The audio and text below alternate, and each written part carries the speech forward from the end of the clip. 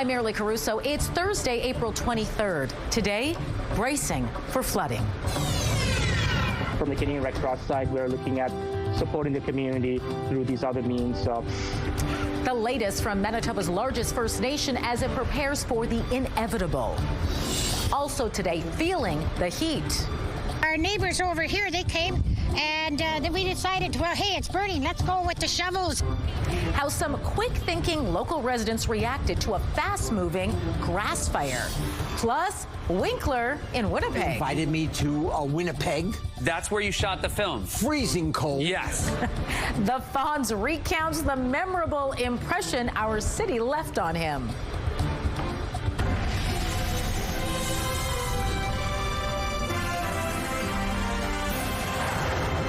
Good afternoon. Thanks for joining us. It is a waiting game tonight. At some point, the Fisher River will spill its banks. The crest is expected tomorrow. Those are just the latest predictions from Peguis First Nation as the community braces for floodwaters as warm weather is speeding up the spring melt. Standing by live with an update on the situation for us is CTV's John Hendricks. So, John, what's happened in the last 24 hours? Marilee, the water has gotten so high, river crossings in Peguis First Nation have officially been shut down. Now, the First Nation said on its Facebook page today that Les Daniels and Pinecone Crossing have both been closed, as well as a nearby roadway. Water from the river has begun flooding onto it along the culvert. Now, crews are currently in the process of cutting open the road to allow water to flow and to relieve pressure in the area. The First Nations said heavy equipment has been working to break up ice over the past few days, and they've requested residents avoid active work zones. Highway 224 was also reduced to one lane earlier today as crews worked on a dike. Meantime, early evacuations have already taken place, mainly for residents with medical conditions and mobility concerns. And the community has been sandbagging since last week. Also helping with preparation is the state of emergency, which was declared on Saturday. And members of the Canadian Red Cross are on the ground already helping to assist. From the Canadian Red Cross side, we're looking at supporting the community through these other means of, providing a warming center, building sandbags, providing volunteers to go out there and help with the flood mitigation barriers.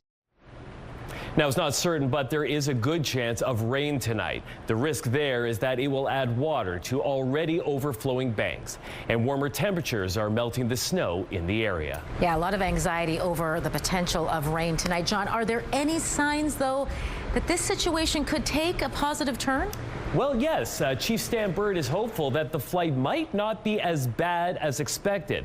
The Fisher River flow rate is considerably lower today than what it was in the 2014 flood. Now, he says looking at two of the tributaries that are flowing into the river, well, one has already peaked, and he expects that the other will as well sometime tonight. Now, after that, they'll have a better understanding of the flood situation. Peguis First Nation Communications Director Doug Thomas says that there is currently one house in danger of flooding, and those residents are under evacuation protocol. But he believes that they are going to shelter in place. Meantime, other Manitoba communities are also preparing for potential flooding in the Interlake. CTV's Jeff Keel will have more on that tonight at 6. All right, looking forward to it. Thanks, John. It was a tense night for some folks northeast of Winnipeg as fast-moving grass fire erupted shortly after midnight. Pretty scary, especially when it got so close to my property, my house. Pretty scary. That's Velma Aiken, who lives north of Tyndall and says firefighters got her out of bed in the middle of the night to warn her about what was happening. She then rushed over to her neighbors' homes to wake them up as well. Our neighbors over here, they came and then we decided, well, hey, it's burning. Let's go with the shovels. And they had water jugs, eh? So we started here because they were fighting over there. So we were back in here and putting out the spot fires or whatever they call them. Aiken says she and her neighbors were out past dawn trying to keep that fire from spreading, but it did still consume about 60 acres of her pasture. They also found a tree, which they say appears to have been hit by lightning.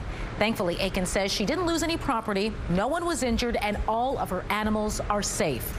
On social media, the Beausejour Broken Head Fire Department says its members were at the scene all night keeping tabs on the blaze with plans to attack it again in the morning. They were gone by the time our cameras arrived. A teenage boy is facing a slew of charges tonight after police say he brought a handgun and knives to a rural Manitoba school.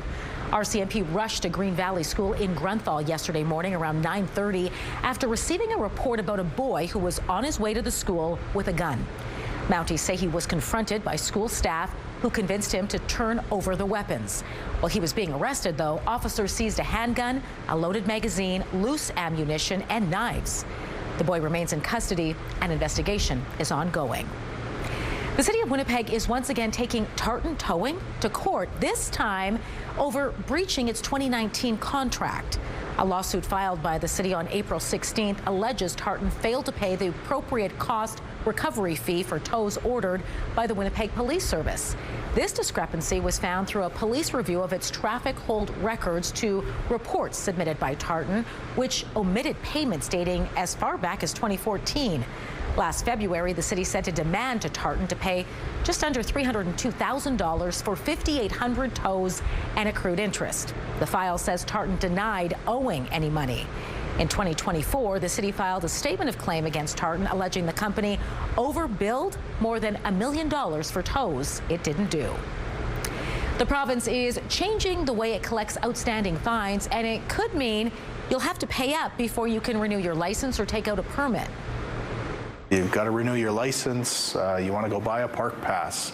Well, if you have an outstanding fine, let's clear that up first, and then you can go ahead and you can purchase those items. Justice Minister Matt Wiebe says the province is setting up a 10-person team to collect unpaid fines instead of outsourcing to a collection agency as it currently does. Wiebe says this will save the province around $3 million a year by eliminating an 18% commission on payments received. It also means the province will be able to prioritize the fines it collects first instead of focusing on what may be the easiest. All right, let's bring in Colleen Brady now and get a first look at your Skywatch evening forecast. Boy, nice temperatures out there again today, but windy.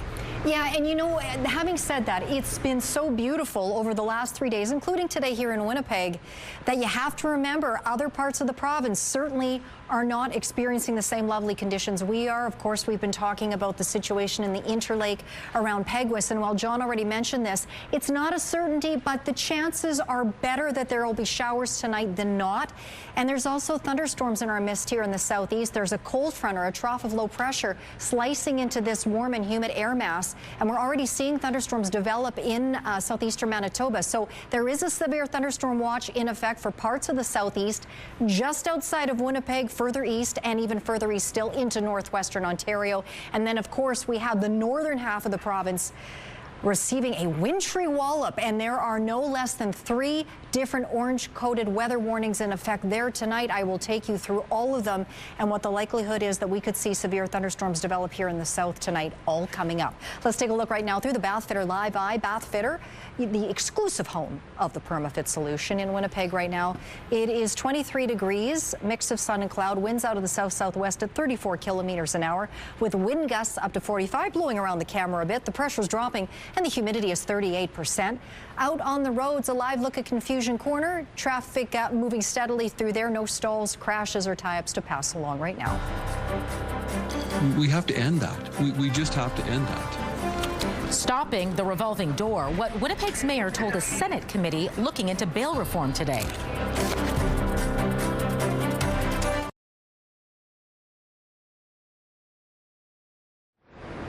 With no real movement through the Strait of Hormuz, fuel costs continue to climb, forcing WestJet to raise prices for checked bags. BNN Bloomberg's Marella Fernandez has more.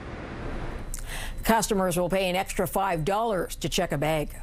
And that's only if travelers plan in advance. It takes the price to between $55 and $65. And if you decide to check a bag at the airport, it'll cost between $70 and $94 under the ultra basic ticket.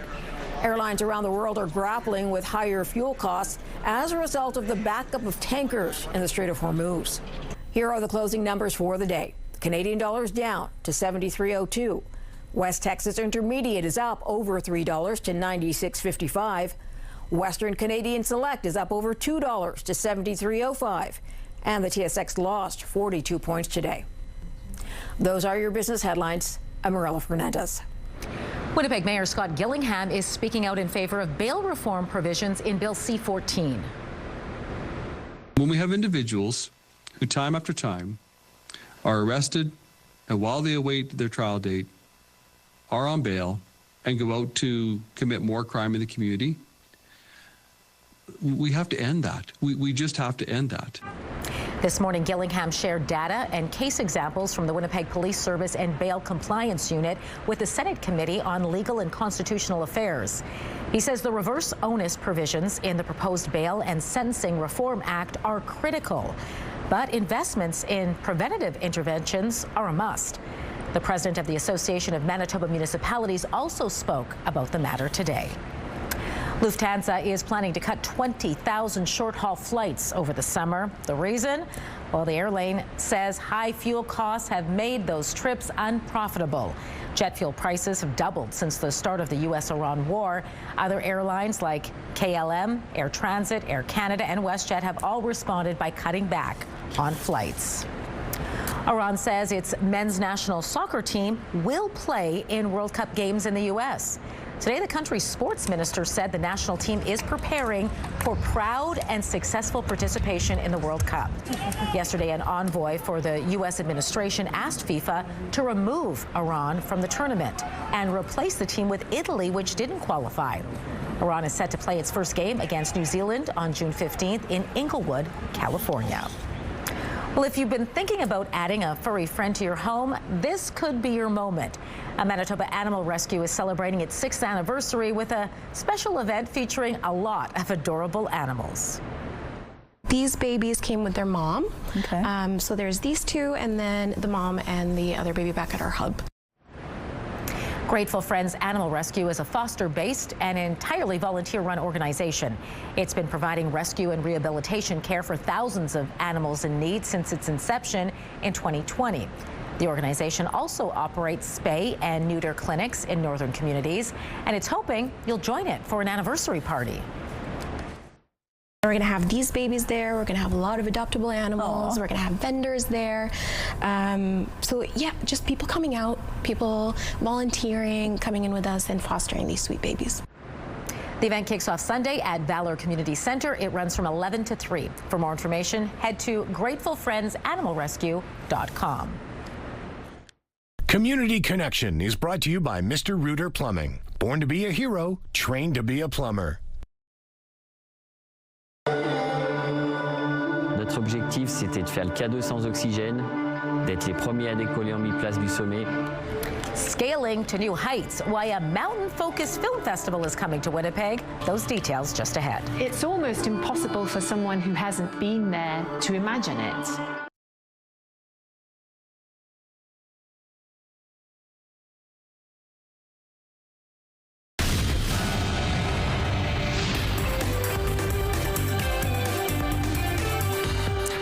Brady is back now for Spotlight. And when you think of Winnipeg, mountains don't exactly come to mind. Not exactly, but a film festival is hoping to bring the spirit of them to the prairies next month.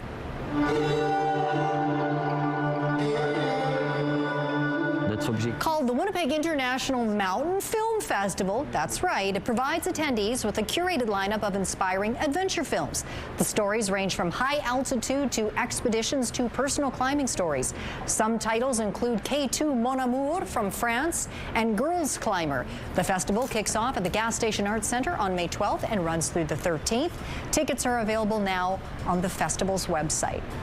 All right, now here's something you definitely don't hear every day. Firefighters in Toronto spent the day melting down Drake's latest publicity stunt. Yeah, and it's leading to questions about who should pay for the police and fire response. City can do it. Like, Drake did this for the city, and we're all happy that he did it. I think Drake should pay for it. He's clearly got the money for it.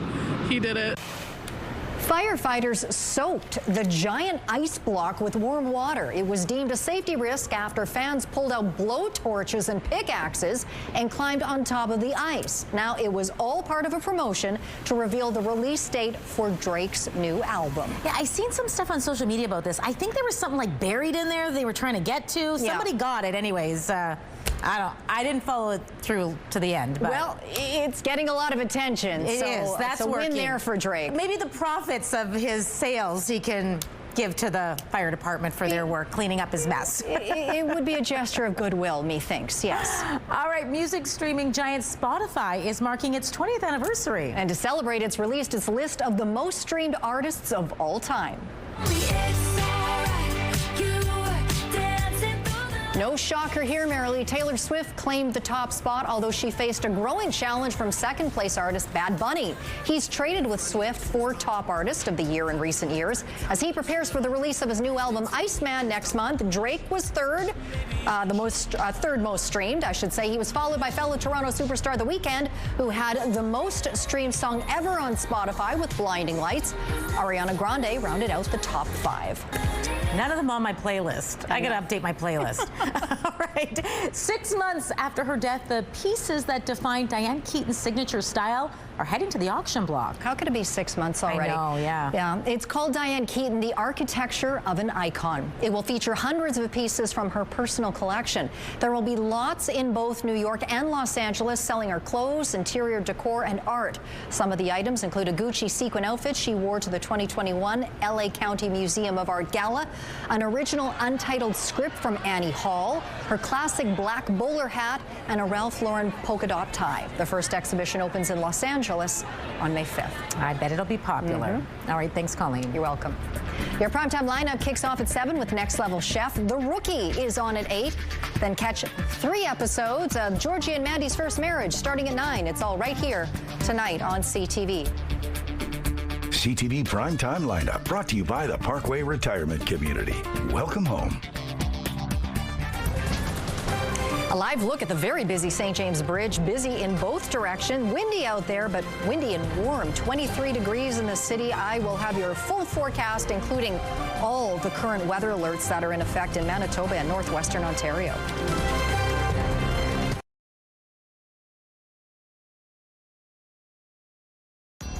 Women's clothing provided by RW & Company. Salon services provided by S&T Spa Salon.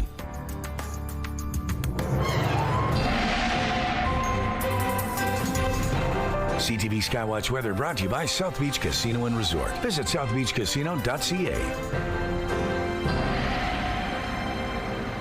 There's a lot of very active weather in Manitoba and northwestern Ontario, and that's hard to fathom when it's been so nice here in Winnipeg over the last couple of days. But this warm, humid weather is contributing to the possibility that we could see severe thunderstorms develop in the southeast. We're already seeing some thunderstorms you can see right here moving out of the province and into parts of northern Ontario. But you can see off to the other side of your screen, yeah, that's snow. I don't want to show you too much, but yeah, we will talk about that as well. But I want to show you these temperatures because here's the thing.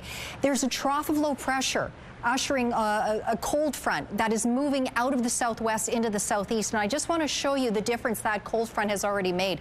It's just 9 in Brandon.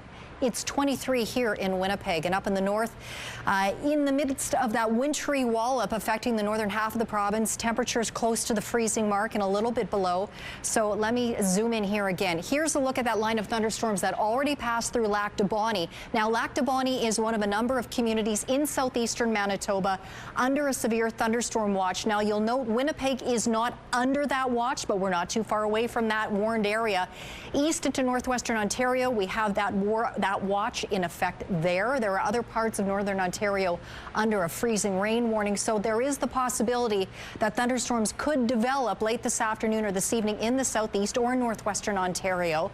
And as always, severe thunderstorms always have the potential to produce a tornado. Up in the north, we still have 3 different weather warnings that continue tonight. I'll take you through it quickly. Now, we had a snowfall warning, if you recall, in the most northern areas. That has been upgraded to an outright blizzard warning. Still expecting anywhere from 30 to 50 centimeters of snow by Saturday. The heavier amounts expected more in the northwest, but still substantial amounts will be coming down in the northeast. But add to the mix some very strong winds coming out of the northeast, and blizzard conditions are expected not just tonight, but throughout the day on Friday and into Saturday. Central areas still under that freezing rain warning. Ice buildup is expected with a few millimeters of freezing rain falling. That is expected to produce power outages, and it could damage critical infrastructure. At least that's what Environment Canada is warning. And last but not least, Flin Flon and that surrounding area under a winter storm warning. It is a winter storm thunderstorm warning because essentially it's sort of a combination of both snowfall and freezing rain and wind. You throw all those multiple weather elements together and you get a winter storm warning. So quickly, I will take you through this. Here's that possibility of thunderstorms in the southeast into northwestern Ontario tonight, while those showers, the freezing rain and the snow continues through central and northern regions, and that will just keep spinning around throughout the day on Friday. Meanwhile, clear here in the south. As we get into Friday night, overnight, you see it starts to lessen as we get into Saturday for northern Manitoba, but this is a long way to go yet before we are in the clear. Down to 0 tonight. There is the chance of showers here in Winnipeg. Increasing clouds tomorrow, Friday up to 12 degrees. Then we get into the weekend, 9 on Saturday. There's the possibility of rain on Sunday. It's just does it come during the day or at night? Rain showers Monday, just 7 degrees, 8 Tuesday, Wednesday under a mix of sun and clouds. So it's going to get cooler again. Now, of course, we had those thunderstorms that moved through Winnipeg and other parts of the province late last night. This is what it looked like up in the sky late last night. That's from Trevor here in Winnipeg. And here's the lightning that Emily spotted out in Cooks Creek. Send us your weather photos to Winnipeg Weather at ctv.ca.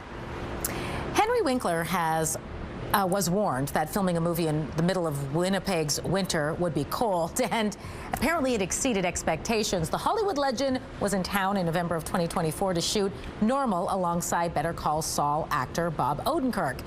He had fun recounting this memorable experience on Late Night with Seth Meyers. He invited me to Winnipeg. That's where you shot the film. Freezing cold. Yes, that's what I've heard. I will say, I talked to Bob during the filming of this show in Winnipeg. He said it is as cold as you think. Yes. He also had very nice things to say about the people. He said were lovely. The restaurants were great. The very good restaurant. During the production, he got a full taste of the elements when he had to film during a blizzard. It was ideal for the production team as the movie was set in Minnesota, but not so perfect for the Fonz. No word on if he's planning a return trip, but we can hope. Come in the summer. Yes. Henry Winkler, Just come back in the summer. That's right. We're back at 6 with more news. Hope you'll join us then.